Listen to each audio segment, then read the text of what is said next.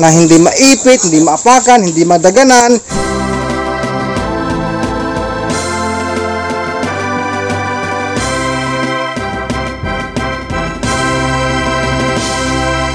May time po talaga na maaaring maipit ang mga biik. So, pag naipit po, ay magkakaroon po ng pilay, no? May chance po gano'n. Gandang hapon po sa ating lahat, mga kababayan.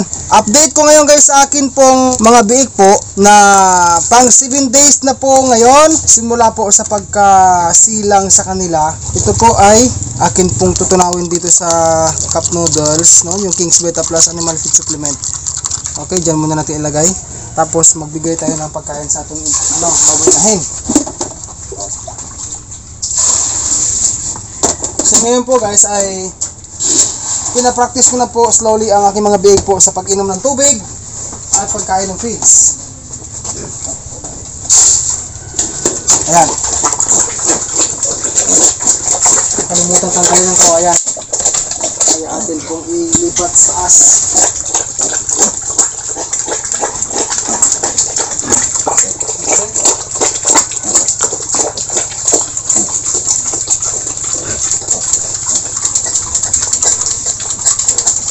So ngayon guys ay 1 week old sila o 7 days since birth. Ito guys ang i-continue ko sa kanilang gawin. Actually 3 days old sila noon, ginamitan ko na nito eh. Yan. So asan na yung nabiro natin? Habang kumakain si Mother Pig, inom ka ng King's Beta Plus, no? Number 1. Dublihin mo. Gawin natin ito, Emel. O kasi kanina umaga nakalimutan ko eh. Kalimutan kong bigyan sila ng ganito. Number 2. Umiinom na yun, oh. May umiinom na. Marami ko sila eh.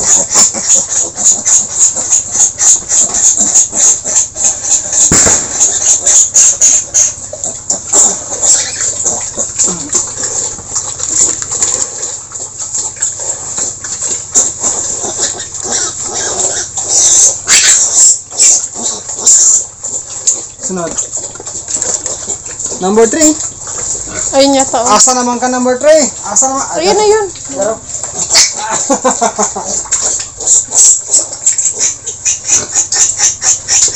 one pa lang yun. Dagdagan mo natin ng isa pa. Bilisan natin para matapos tayo agad ah. Number 4. Where is the number 4? Ay, oh, medyo malusog na guys, oh, malalaki na. Oh, kunti. Atong dugangan. Dagdagan natin.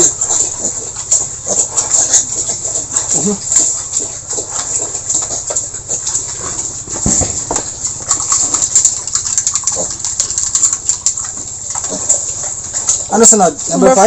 Ayan, oh. Siguro number 5 yan. Halika. Number 5. Hop. Slowly lang.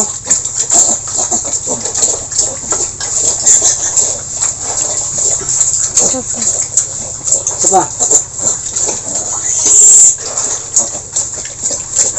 Number 6. Where is the number 6? Ito. Guys, bukod guys, oh.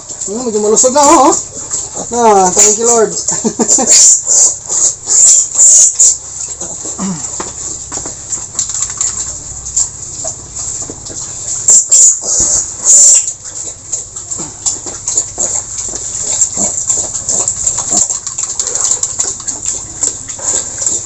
Number 7. Sa likod mo.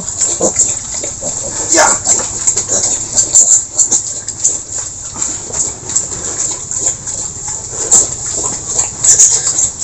Number 8. Number 8.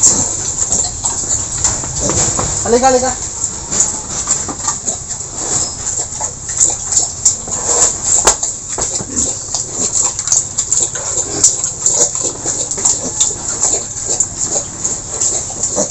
Number 9. Ayun. Ito.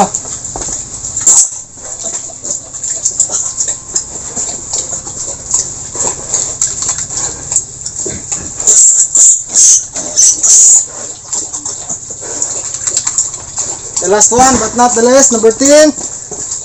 Halika dik. Oh, hindagan pa. Dali. Halika. Liki.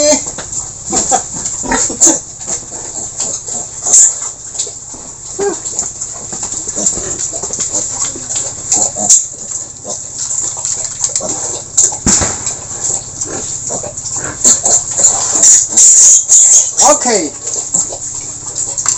Doon sila lahat nagkikrikan. Saan? Gusto nilang gusto nilang magsama-sama sila. Ricky, come on.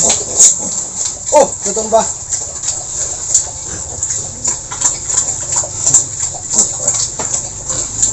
Ayan na, marunong na sila guys. Suminom tubig guys, oh. Ayan. So talagang dumarating po ang saktong panahon sa edad sa biik na unti-unti po silang natututo sa pagkain ng feeds, pag-inom ng tubig, no?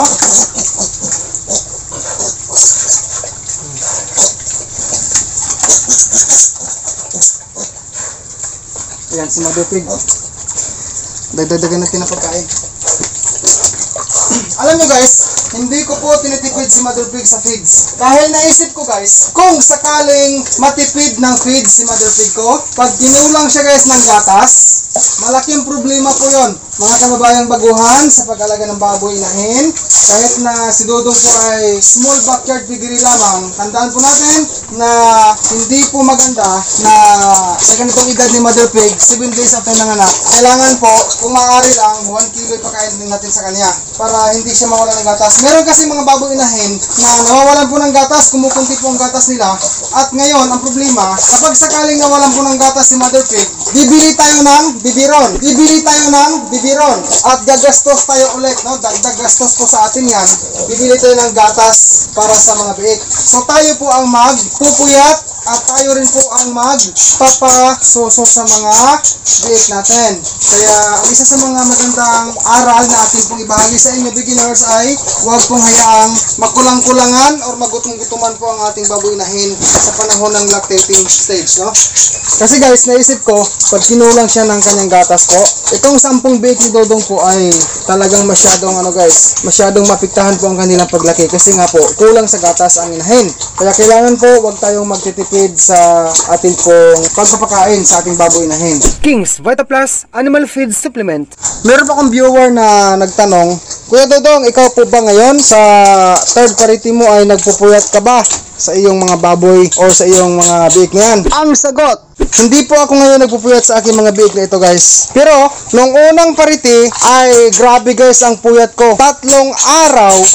3 gabi, wala po akong sapat na tulog noon. Kasi nga, baguhan pa lang ako noon sa aking pagkaroon ng mga biik ngayon sa first parity. Siyempre guys, ginawa ko na dito ako nakastay, nagbabantay palagi sa mga biik.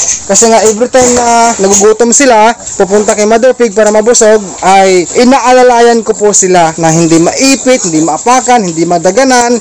Pero sa pangalawang parity ko po, hanggang ngayon, ay unti-unti kong na-realize po na yung mga biik ko na to, ay hinahayaan ko na lang sila na dito tumatabi, matutulog kay Mother Pig habang si Mother Pig ay nagpapahinga rin. Hindi ko na ginawa ang nagpuyat dahil mabait po ang Mother Pig ko na ito. Alam niya ang pakiramdam niya, no? I mean, meron siyang sariling pakiramdam, itong baboy inahin ko na ito, na alam niya kung meron siyang katabing mga biik niya. So siya mismo nag-iingat po na hindi maipit ang kanyang mga biik. Ganun pa man po, kahit na mabait po ang ating Mother Pig, ay wag po tayong magbigay ng 100% na kumpiyansa. Pwedeng mataganan, maipit ang ating pong mga biik, no? Kasi po, hindi naman perfecto yung ating baboy inahin. May time po talaga na maaaring maipit ang mga biik. So, pag naipit po, ay magkakaroon po ng pilay, no? May chance po ganun. Magkakaproblema po ang biik at then, minsan nga po ay namamatay pa pag nasubrahan talaga sa bigat sa inahin. So, hanggang dito na lang po tayo guys. Maraming salamat po sa panonood sa video na ito. Subscribe ko na po kung hindi ka pa ho nakapag-subscribe. And i-click mo po ang notification bell para sa mga bago kong upload sa simple video sa pag-aalaga ng baboy. Mabuhay po kayong lahat, viewers. God bless po sa ating lahat.